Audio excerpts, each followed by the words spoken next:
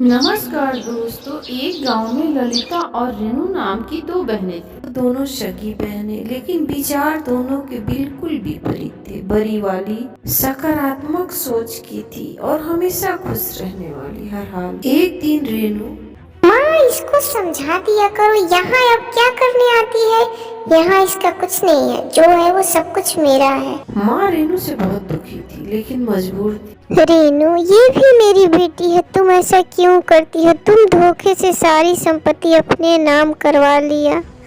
उसका मायका कहाँ गया। माँ बाप जिंदा है तब तक तो आएगी, तू ऐसा मत बोला कर। रेनू को अपने बहन से बहुत ईर्ष्या था। वो चाहती थी कि वो हमेशा गरीब बनी रहे, लाचार बनी रहे, लेकिन बड़ी बहन उसके विपरीत उसके लिए हमेशा अच्छा सोचती थी।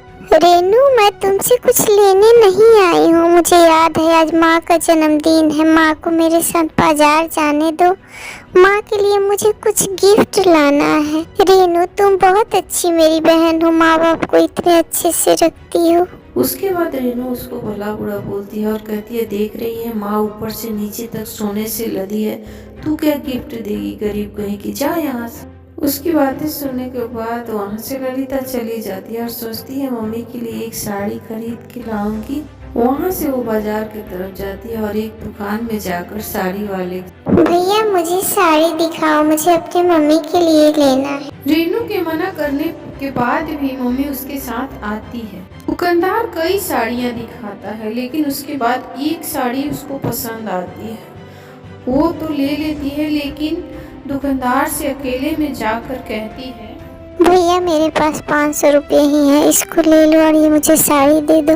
अरे बहन, ये तो 1500 का साड़ी है, 500 रुपये में कहाँ होगा। भैया बाकी पैसों के बदले मैं आपकी दुकान में काम कर दूंगी, साफ सफाई कर दूंगी। भैया प्लीज, मेरी मम्मी का आज जन्मदिन है। मनोज उसको साड़ी दे देता है। फिर वह बोलती है, भैया मैं आज बहुत खुश हूँ, मेरी मम्मी खुश हो जाएगी। आज तक मैंने मम्मी को कुछ नहीं दिया है, माता रानी अब पे जरूर कृपा करेगी। उसके बाद वह वहाँ से चली जाती है और मनोज सोचता रह जाता है कि आज भी ऐसे लोग हैं जो अपने माता पिता से इतना प्यार करते हैं। फिर वो अपनी मम्मी को याद करता है जो सालों से बिस्तर पर पड़ी थी। उनके कमर में प्रॉब्लम थी जिसकी वजह से वो उठ नहीं पाती थी, चल नहीं पाती। रात को जब वो घर जाता है तो देखता है कि मम्मी नींद से सोई है। फिर मम्मी से नहीं बोलता है और अपने कमरे में चला जाता है। तभी उसकी पत्नी, सुनो जी, मैं तंग आ गई हूँ मम्मी का सारा काम करते करते। आप कोई नौकरानी रख लो, अब मुझसे नहीं होता है उनका क्रियाक्रम। फिर वो अपनी बीवी को समझाता है, सुधा तुम परेशान मत हो, मैं इंतजाम कर रहा हूँ, कोई न कोई मिल जाएगा।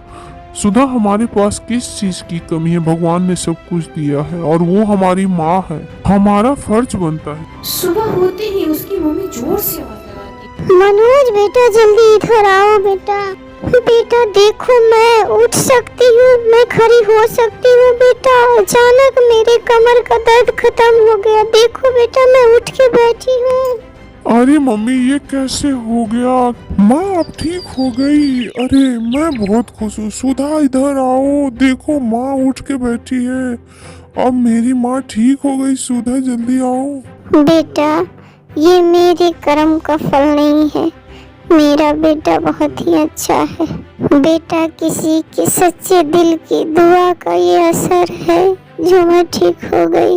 वो बहुत खुश होता है। अगले दिन जब वह दुकान आता है तो ललिता, भैया बताओ, जो काम है वो मैं कर दूंगी। मैं रोज आ जाऊंगी भैया 2-3 घंटे के लिए। अरे बहन, मुझे कुछ नहीं चाहिए, तू तो मेरे लिए फरिश्ता साबित हुई। मेरी माँ जो सालों से बिस्तर पे पड़ी थी, अचानक ही आज सुबह वो बिल्कुल ठीक हो गई। शायद तुम्हें मैंने थोड़ी सी खुशी दी थी, इसी की वजह से, तुम्हारी दुआ से मेरी माँ बिल्कुल ठीक हो गई। अरे बहन, आज से तुम मेरी बहन हो, तुम मेरे दुकान में एक बहन की हैसियत से आओगी। देखो मैं तुम्हारे गांव का रहने वाला हूँ, इसलिए मैं बचपन से तुमको जानता हूँ। तुम्हारी अच्छाई की परछाई मेरे ऊपर भी पड़ी और मेरी माँ कब से बीमार बिल्कुल ठीक हो गई। वहाँ से जब वो घर जाने लगी तो रास्ते में उसकी मम्मी पीछे से आवाज लगा रही है, बेटी ललिता रुक जाओ, मैं भी तुम्हारे साथ चल रही हूँ। बेटी कल से रेनू नाराज है, तुम्हारे साथ बाजार आ गई और तुम्हारी दी हुई साड़ी लेकर गई। इसके वजह से वो कल से मेरे को खाना नहीं दिया है। बेटी उसने सारी संपत्ति मेरी ले ली, मेरे पास कुछ नहीं है। जो जेवर पहनी हूँ वही है मेरे पास, यही तुम्हारा होगा। अब मैं उसके साथ नहीं रहूंगी। माँ कैसी बात कर रही हो? मुझे कुछ नहीं चाहिए, कोई जेवर नहीं। मेरे पास तो दुनिया की सबसे बड़ी दौलत है जो तुम हो माँ। वह बहुत खुश होकर माँ को अपने साथ अपने घर ले जाती है।